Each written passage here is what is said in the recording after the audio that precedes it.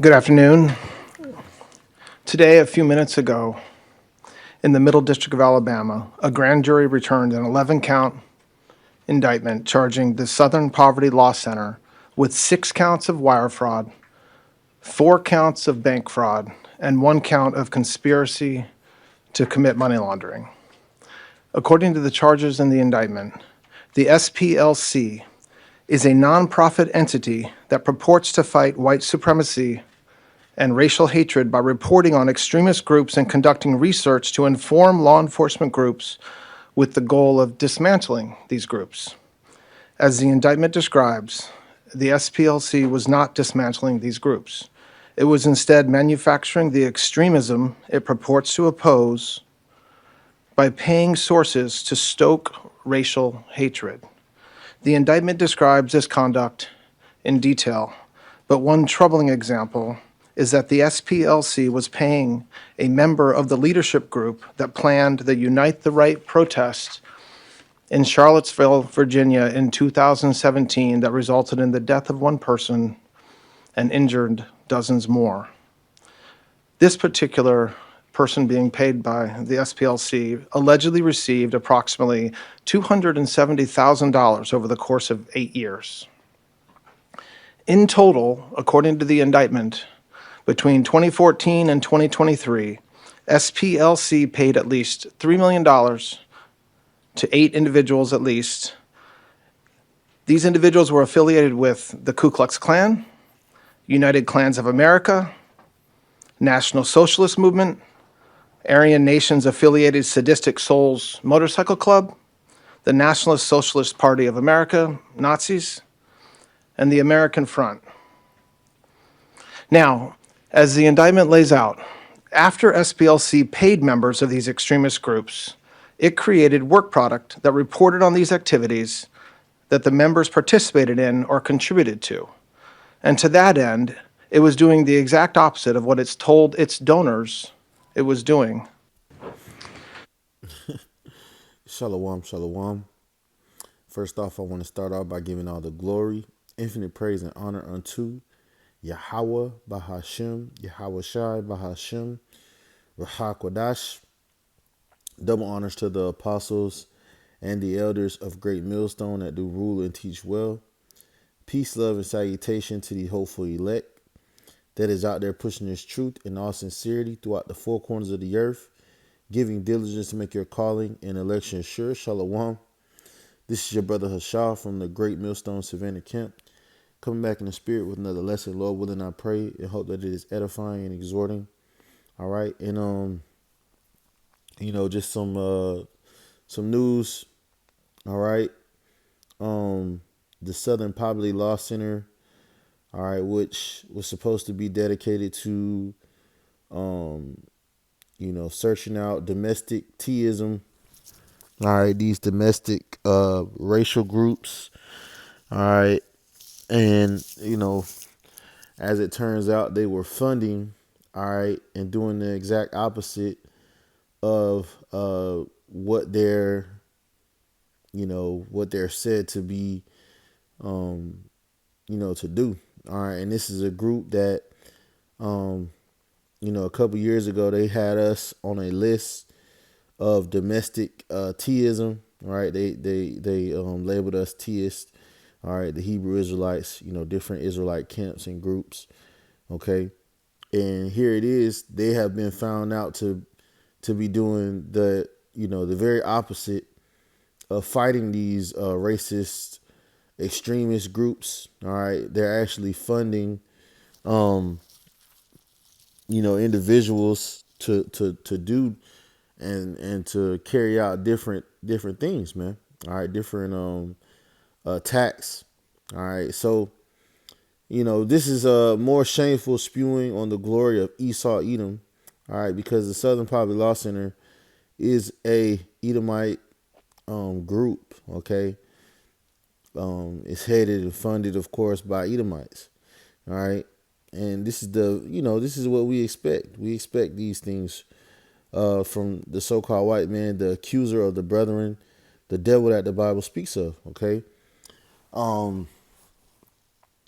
this is 1 Peter chapter 3, And I'm going to start at verse 14. It says, "But if ye suffer for righteousness' sake, happy are ye, and be not afraid for their terror, neither be troubled."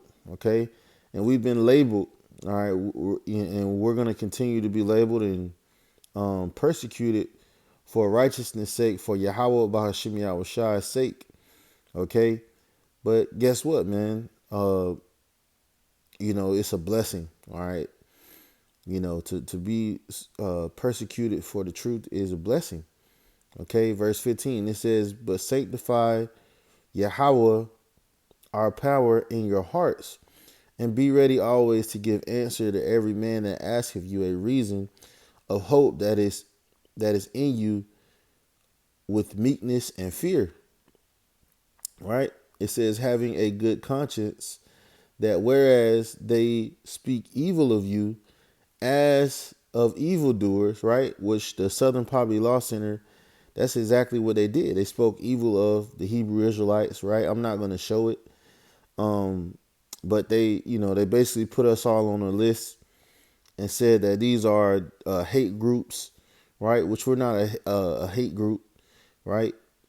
We love our people. That's it.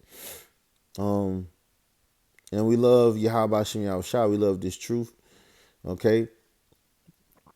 Now, our certain aspects of this truth, about hate, yes, and it's not hate as in the sense of wanting to do something to somebody violently. No, it's the disdain. All right, when you go into the word hate, it means to love less. Okay, so we love our evildoers. We love them less. Okay, and it is what it is. It says, whereas they speak of you as of evildoers, they may be ashamed that falsely accuse your good conversation in Hamashiach. For it is better if the will of God be so that ye suffer for well doing than for evil doing. Right? So it's better that we suffer, which we have, and are going to suffer for righteousness' sake, man. We're gonna suffer for, being, standing stiffly for this truth, okay, and what the world calls evil, okay.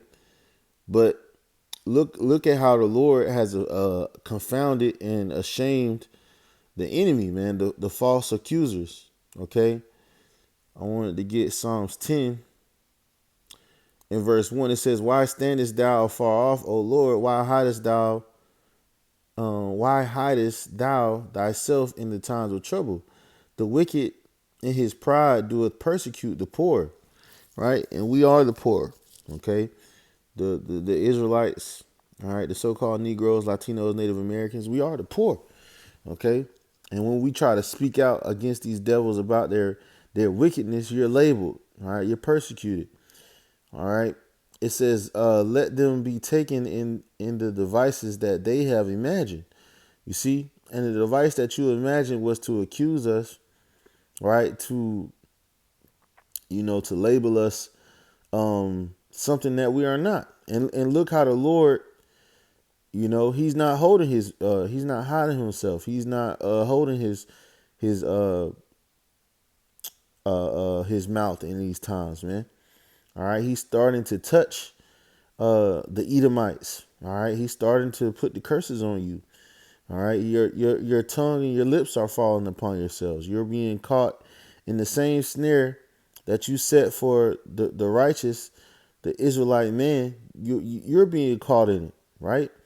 Verse 3, it says, "For the wicked boasteth of his heart's desire, and he blesseth the covetousness, whom the Lord abhorreth," right?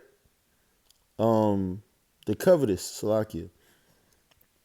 And that's what he's been doing. Here it is. You want to fulfill your new world order. You want to, chip everybody, right? You boasting in it, okay?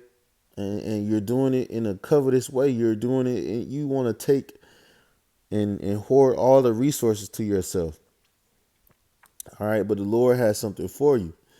Verse 4, it says, the wicked through the pride of his countenance will not seek after Yahweh, will not seek after power. It says, power is not in all his thoughts. Yahweh is not in all his thoughts, man. The Most High, the Heavenly Father, right? It says his ways are always grievous. Thy judgments are far above of his salakia. Thy judgments are far above out of his sight. As for his enemies, he puffeth at them. Right? And we are the Lord's salakia. We are his enemies, right? We are Esau Edom's enemy, right? He's always had that bloodlust for us, right? It says he have said in his heart, I shall not be moved. I shall never be in adversity. You see? And that's what these people think, that they could do all kind of wickedness and then sit at the seat of morality, right? And then tell other people that they're wicked, you know. They can do all this wicked and perverse things and then call out other people's wickedness, being the accuser, right? Verse 7, it says, his mouth is full of cursing and deceit and fraud. Under his tongue is mischief and vanity. He sitteth in the lurking places of the villages. In the secret places doth he murder the innocent. His eyes are privily set against the poor, right?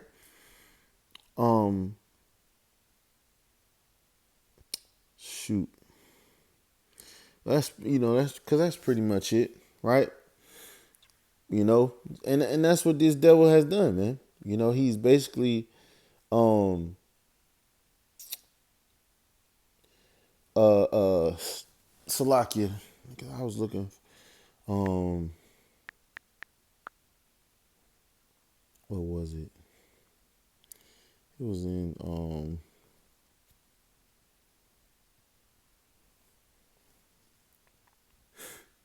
dang, I forgot my point. But anyway, all right.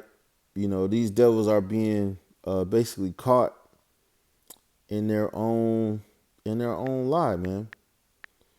You know, they're being caught. Oh, that's what it was. Work evil. Let's see, bad. Yeah, Micah 2:1. Woe unto him that deviseth iniquity and work evil upon their beds. When the morning is light, they practice it because it is in the power of their hand, right? And that's what these devils do. Okay, they are basically working iniquity, working in an evil manner, right? Um, and then I'm gonna bring this one out as well. Isaiah 5 and verse 20, it says, woe unto him that call evil good and good evil, that put darkness for light and light for darkness, that put bitter for sweet and sweet for bitter, right? And this is what the so-called white man has done in the earth, all over the four corners of the earth, man. You have perverted judgment. You have perverted what is good and what is evil. You have taken what the Lord created and turned it upside down.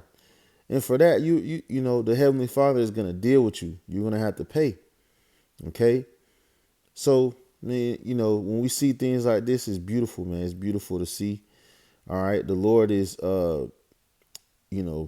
doing marvelous and wondrous works for his elect's sake, man. He is confounding the wicked. He's confounding Esau, Edom. All right? And we're seeing the fall of this corrupt and wicked government, man.